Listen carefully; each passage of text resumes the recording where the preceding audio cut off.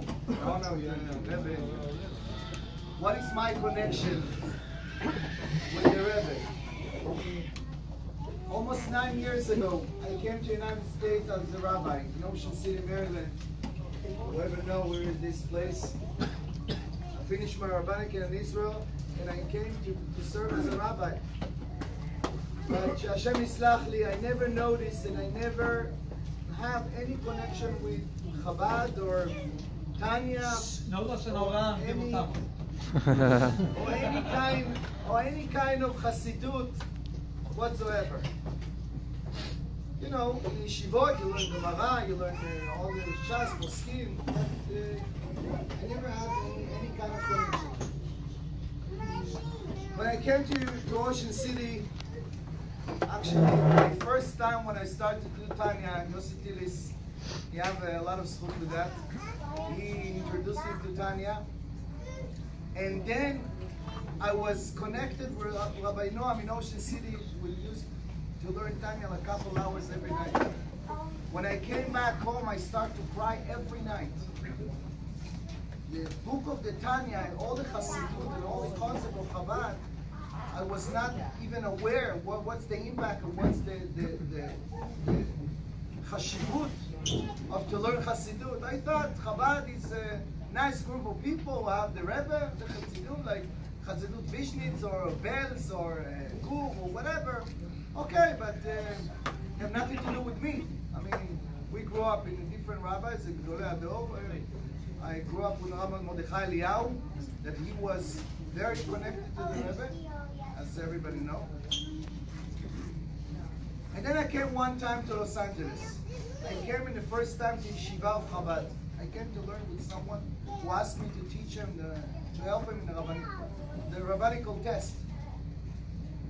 When I started to learn with them and all the chevra over there, somebody reached out to me and he said, "Are you learning Tanya?" I said, honestly, no, but I'm starting a little bit. He said, if you don't learn Tanya, all your Gemara is not worth anything. I'm telling him, come on, come over here. What are you talking about? And I was very, very offended, but I didn't know what he means. And then, eventually, I came to his house, and he told me, we learned together like a couple times, and then he told me, listen, you would like, if I'm going to make you a test of what you learned in the Gemara, I will give you a present. I'm not giving to anybody any present, but the present of what I want to give you, because I teach my son, I want to give you the dollar of the Rebbe. I have a bag of hundreds of dollars of the Rebbe. Choose one. I'm not giving to anybody even for 10,000. Choose one. I pick up the dollar and I open it randomly and I saw my date of birth. Wow. Wow. The same year and the same week that I born, Tafshin Vav.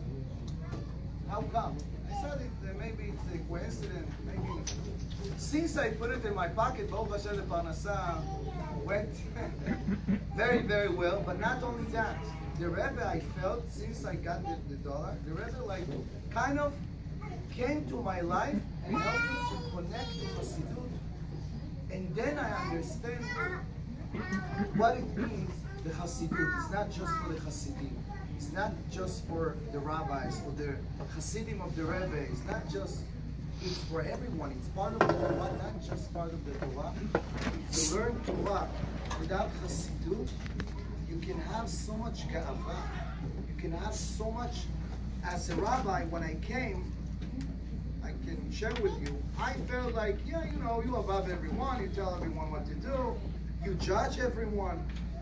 And I didn't understand why it didn't work. Why I give a lot of shiurim, and you don't see so much influence. But since I learned Tanya in Ocean City, I started over there. I changed my perspective, and I look at the people in a different way. I try to, and I listen to, and I learn a lot of Ma'amarim of the Rebbe, to see the beauty of each one. So obviously, no matter the worst averot in the Torah, no matter what, if it's not Shomer Shabbat, it's Bolel Chas V'Shalom, whatever, who am I to judge him? what should I do? First of all, in order to love him, I need to take out my judgment. And in order to do kiruv, I have to love him. But you cannot love someone if you judge him. You cannot love your wife, your kids, or anybody if you judge him. This is exactly what the Mishnah said.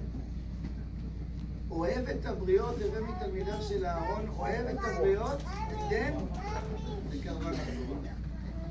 This is the Aleph Bet. But if I don't love anybody, or I don't feel connected with everyone, you cannot make a Chabad Torah. You feel like you judge him. You feel like you all the time push him to do something that he's not really connected. And then on one day, I was looking for somebody invited me in Canada, Toronto, and I need to get a position over there after when I finish in Sicily. And I came to Chabad over there, Rabbi Ginsburg, I don't know if somebody knows him. And then he told me something fascinating from the Rebbe that I want to share with you. I don't know how much time I have, but it's half an hour. Half an hour. So, and then he told me something fascinating that changed my way as a rabbi. He told me like that. He told me, I asked him, how can you have all those people, Chalele Shabbat, coming on Shabbat, parking in front of the shul, like the streets?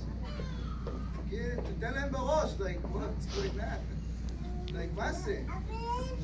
And then he told me something very beautiful. He told me there's two ways. If somebody freezing cold, there's two ways to make it warm. You can put him scarf and coat and gloves and hat and make him warm, right?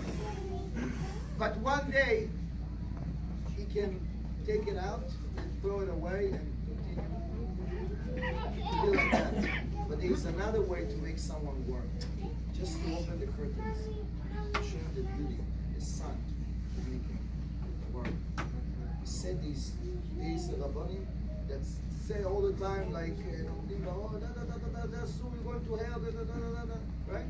You have to keep that, you have to keep that, you have to keep that. There's one way. Some of the people like it. You know why? In our generation. You know why I believe those rabbis? Probably yeah, maybe. I don't know. Maybe some of the people like the hardcore, I call it. But in our generation, in order to make someone close, you have to open the curtain to show the beauty of the Judaism, the beauty of Shabbat, the beauty of learning Torah, the beauty of Shlom Bayit, the Ata Mishpacha. Otherwise, if you don't show them how to get in pleasure, how to enjoy the Judaism, how to enjoy observing Torah and mitzvot, he doesn't want to be connected. The same thing with your kids, the same thing with anybody. If your kids is not joining Shabbat table or as a Jew, like he doesn't want to be there. That's why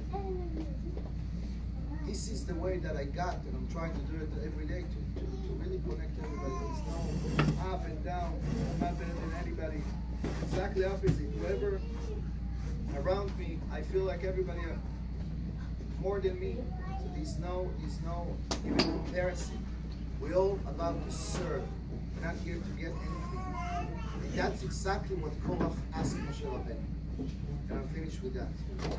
Korach asked Moshe Rabbeinu, you probably made it up the mitzvah tzitzit. Why? You asked us, you say that Hashem commanded us to put chelet around the tzitzit. One string, blue. The rest to be white strings. He said, what about if I have full of my clothes blue? If I need the blue in order to connect to Hashem through the sky to remind me the mitzvot, what if I have all the beged blue? I don't need the tzitzit, right? Moshe Rabbeinu said, even though you need the tzitzit. What is the what is the argument? There's many explanations, but I saw yesterday something very beautiful. He said, Korach said, we don't need one string that they represent a rabbi or leader, right? We don't need someone who connect around us and remind us all the time they have to go to minyan, have to learn Torah, have to keep doing. No, we don't need it. What about if I have all my clothes tzitzit, right? I'm a rabbi, I'm learning Torah. What about bait male sparim? Right? I don't need misusah. Moshe Rabbeinu said, no, you don't get it. If you have the beged full of blue, your body enjoy it. You have a benefit from it. As a leader, if you have a benefit of what you have, you cannot connect to the others.